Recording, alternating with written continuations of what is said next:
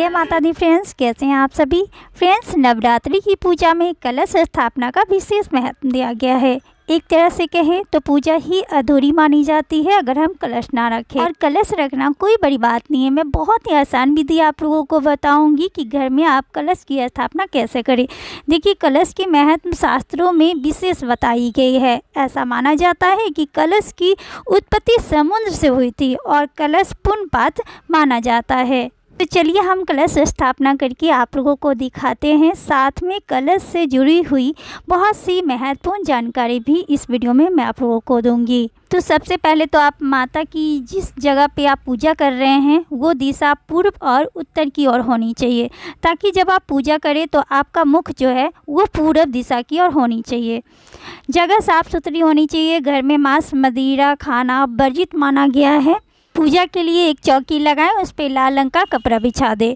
कलश स्थापना के लिए हम साबुत चावल का आसन देंगे। आप अष्टदल कमल भी बना सकते हैं या आप ऐसे ही चावल बिछा सकते हैं, लेकिन चावल टूटा हुआ नहीं होना चाहिए। साबुत चावल का हम अष्टदल कमल बनाएंगे। अब कलश आप मिट्टी का भी ले सकते हैं, आप तांबे का भी ले सकते हैं, आप पीतल का भी ले सकते हैं। तो आप जिस किसी का भी कलश ले रहे हैं तो कलश के कंठ पर आप 3 बार मौली लपेट कर बांध दें। देखिए, अगर आप मिट्टी की कलश लेते हैं तो मिट्टी की कलश को आप रात में ही पानी में भिगोकर छोड़ दें, क्योंकि देखिए इसमें हम जो भी पानी हम प्रथम दिन इसमें हम रखते हैं कलश के अंदर, वो पानी 9 दिन तक हमें चेंज नहीं करनी होती है। 9 दिन तक हमें कलश को इधर से उधर नहीं करना होता है, एक स्थान से दूसरे स्थान नहीं करना होता है। तो इस बात का आप लोग विशेष ध्यान रखिएगा। और जो भी पानी हम इसमें रखते हैं 9 दिन तक उसे सूखना नहीं चाहिए। तो इसलिए अगर आप मिट्टी का कलश लेते हैं तो उसे रात में भीगने के लिए आप रख देंगे, तो इससे जो पानी आप उसमें रखेंगे तो वो सूखेगा नहीं, क्योंकि नवरात्रि के आखिरी दिन हम इसी पानी को अपने पूरे घर में छिड़कते हैं, क्योंकि इस पानी को कहते हैं कि ये अमृत जल माना जाता है। बहुत ही पवित्र समझा जाता है इस पानी को, और ये माता रानी के एक तरह से आशीर्वाद का रूप होता है। तो इसलिए हमें ध्यान रखना चाहिए कि मतलब जल हमें इतना रखना चाहिए कि 9 दिन तक इस लोटे में जो जल है वो बचा रहे, सूखे नहीं। तो कलश में पहले हम स्वास्तिक बना लेंगे, क्योंकि देखिए कलश में सभी देवी देवताओं का वास माना गया है। और इस पूजा में हम सभी देवी देवताओं को आवाहन करते हैं, क्योंकि नवरात्रि की पूजा 9 दिन तक की होती है, विशेष पूजा होती है। इसलिए हम कलश की स्थापना करते हैं और सभी देवी देवताओं को हम आवाहन करते हैं। जैसे कि हमारे घर में कोई शादी ब्याह होता है तो सभी मेहमान हमारे घर आते हैं, इसी तरह से जब माता की पूजा होती है तो हम सभी देवी देवताओं को इस पूजा में शामिल करते हैं। अब कलश हमारा तैयार हो गया है तो इसके कंठ तक हमें जल भरना है। आप सादा जल भी भर सकते हैं, लेकिन इसके अंदर आप गंगा जल ज़रूर, थोड़ा सा गंगा जल ज़रूर आप डाल दें, ताकि जल जो है वो बिल्कुल शुद्ध हो जाए। या आपके पास अगर गंगा जल है तो आप गंगा जल भी पूरा भर सकते हैं।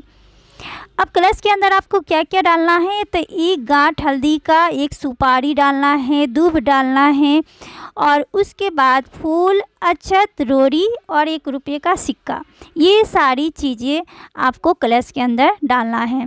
अब यहाँ पर देखिए, आपको एक आम का जो डहली होता है, तो डहली में 9 पत्ते या 7 पत्ते का डहली होना चाहिए। डहली बिल्कुल साफ़ सुथरा होना चाहिए, पत्ता भी बिल्कुल साफ़ होना चाहिए, कहीं से भी कटा फटा नहीं होना चाहिए, क्योंकि पूजा में देखिए, पूजा में कोई भी चीज़ ना कटा फटा नहीं शामिल करना चाहिए, बिल्कुल साफ़ सुथरा होना चाहिए। उसी तरह हमारा जीवन भी ऐसे ही चमकता रहे और हमारे जीवन में किसी प्रकार की कोई समस्या नहीं आएगी। तो यहाँ पर देखिए, जो भी पत्ते लिए हैं आपने, पहले तो उसको अच्छे से आप साफ़ कर ले, उसके बाद उसमें चंदन डोरी के टीके ज़रूर लगाएं। देखिए, माता रानी की पूजा में थोड़ा सा तो मतलब अच्छा लगता है ना, कि कोई भी चीज़ जब देखने में सुंदर होती है ना तो मन ऐसे ही बहुत ज़्यादा प्रसन्न होता है, किसी काम में भी मन लगता है। और देखिए, अगर आपको आम का डहली नहीं मिलता है तो आप अशोक के पत्ते भी ले सकते हैं। अशोक के पत्ते भी कलश में रखी जाती है। उसके बाद आप एक कटोरी में चावल ले लें। चावल साबुत ही ले, टूटी हुई चावल पूजा में ना लें। उसके बाद आप एक पानी वाली नारियल ले लें। नारियल जब भी आप ख़रीदने जाएं तो उसे ज़रूर हिलाकर चेक कर ले कि इसके अंदर पानी है कि नहीं है, क्योंकि इसमें पानी वाली ही नारियल रखी जाती है, सूखी नारियल नहीं रखी जाती है। और एक और महत्वपूर्ण बात कि अगर आप किसी कारणवश कलश स्थापना नहीं कर सकते हैं तो फिर आप ना करें। ऐसा ज़रूरी नहीं है कि अगर आप कलश स्थापना नहीं करेंगे तो आपकी पूजा पूर्ण नहीं होगी। अगर आपके पास मजबूरी है कि आप कलश स्थापना नहीं कर सकते हैं तो फिर आप बिना कलश स्थापना के भी नवरात्रि का पूजन कर सकते हैं। और नवरात्रि में ज्वारी की भी खेती की जाती है, तो अगर आप ज्वारी की खेती कर रहे हैं तो फिर आप कलश के नीचे भी ज्वारी की खेती रख सकते हैं, या आपके पास जगह है तो आप ज्वारी की खेती अलग से भी कर सकते हैं। और मैं यहाँ पर ज्वारी की खेती अलग से करूँगी। तो देखिए इस तरीके से कलश की स्थापना की जाती है। बहुत सरल विधि है, कोई बहुत बड़ा कलश स्थापना करने की बहुत मतलब तामझाम नहीं होती है, सिंपल सा ही है।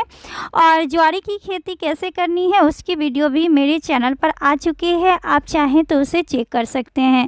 फ्रेंड्स, उम्मीद है कि आप लोगों को कलश स्थापना की सारी विधि अच्छे से समझ में आ गई होगी।